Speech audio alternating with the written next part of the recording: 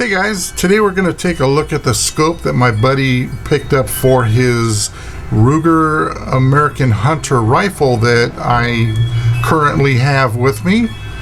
And this is not going to be an in-depth review. This is just going to be a quick overview, take a look at some of the features, and then we'll get it mounted on the rifle.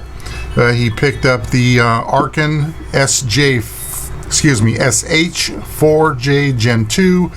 This is a 6-24 power scope with a 50mm objective lens.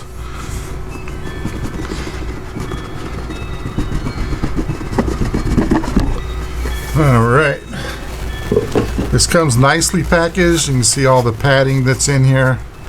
Let me get this all pulled out of the box and we'll take a closer look at it.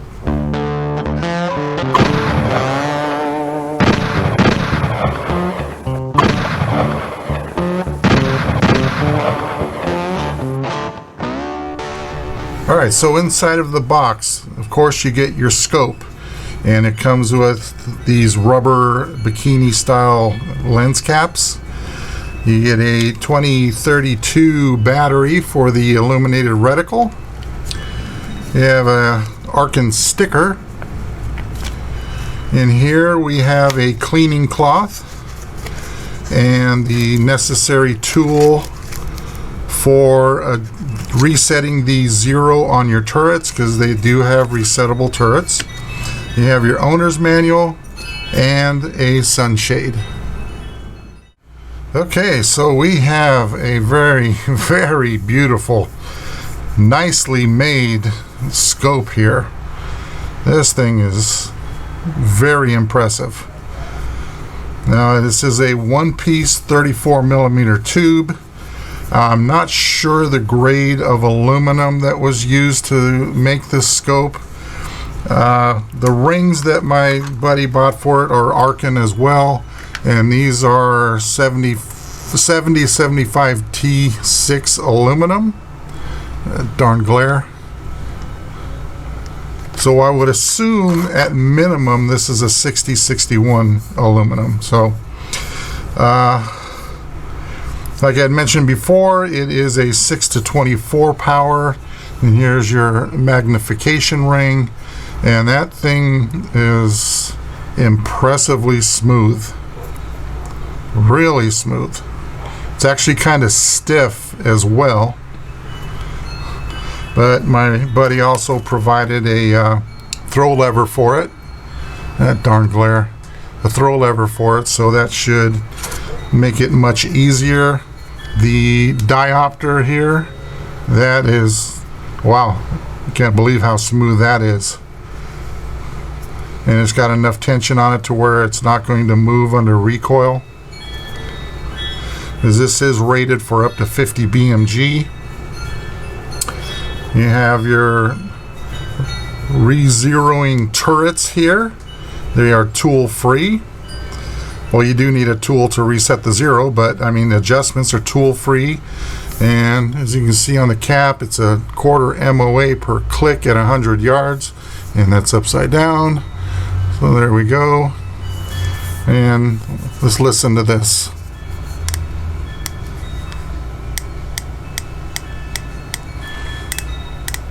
Very tactile.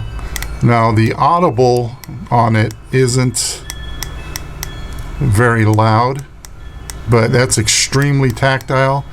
And then the settings in between those clicks, there is zero movement whatsoever. So that's quite impressive. And this one,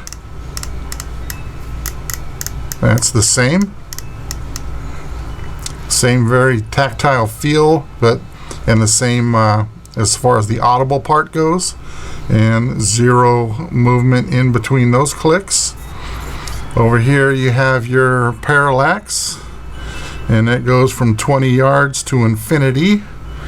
And this does have a lighted reticle, and your battery, that CR2032 battery, goes under here.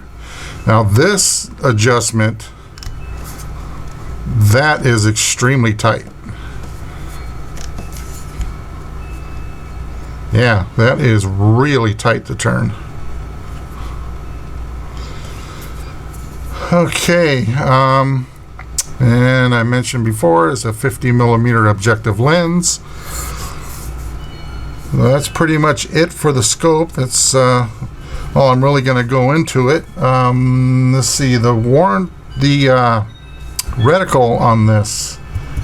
Not sure which one he picked up. Let's see if the box says.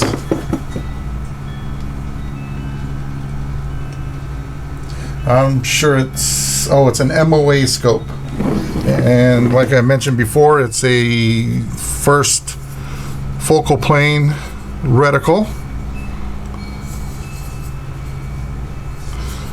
I'll look through this outside. Oh, that's extremely clean glass. This Japanese ELD glass, and it's really clear when you look through it. Alright, and I already showed the rings, low profile rings that my buddy picked up for it, so that's pretty much it. Let me get this mounted to the rifle and we'll take a look at it afterwards. Alright, I have it all mounted up, and as you can see I have the sunshade on it. I mounted the throw lever in a place to where it's not going to interfere with the bolt handle at all. I put blue thread locker on all the screws on the rings, torqued them down to all the proper settings, and I have to say I am completely impressed with these rings. I mean, the tolerances on it are just unbelievable. There's no gap between the upper and lower halves, and it's the same on both sides. I mean, it's just like it fits perfectly. And then the space between the top of the rail and the bottom of the scope, you could probably maybe fit a piece of paper between them. It's so tight, the tolerances are. It's very impressive.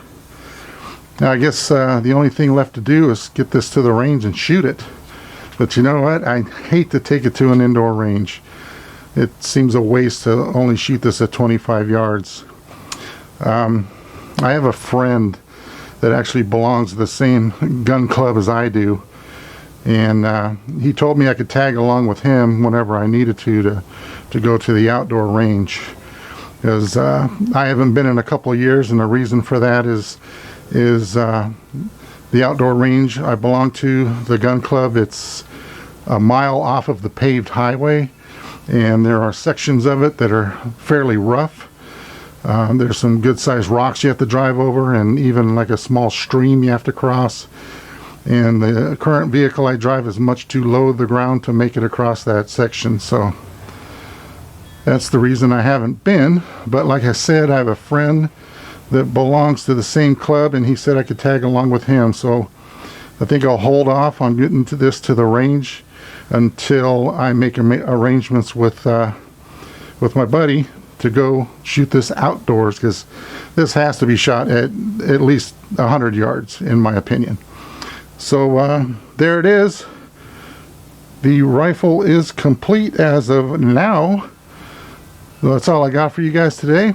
Thanks for watching, and we'll talk to you later.